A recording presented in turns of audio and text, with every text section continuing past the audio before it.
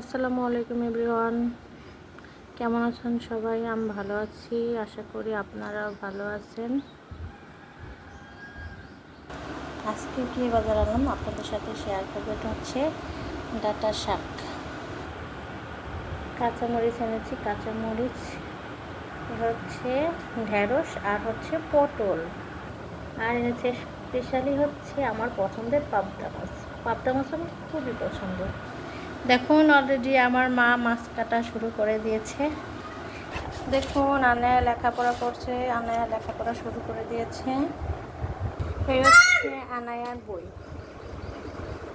এটা হচ্ছে আনায়ার pencil box. এই সুযোগে দুধটাও চাল করে নিচ্ছি, যে দুধটা বাজার থেকে আনা হয়েছে সেটা।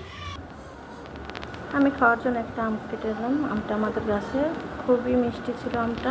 আনায়াটা আম দিলাম, আনায়া কাটা চামিচে কেটে কেটে আম খাচ্ছে। আমার থালা বাসন পরিষ্কার করা শেষ, এরই মধ্যে আমার মার মাছ ধোয়া কমপ্লিট।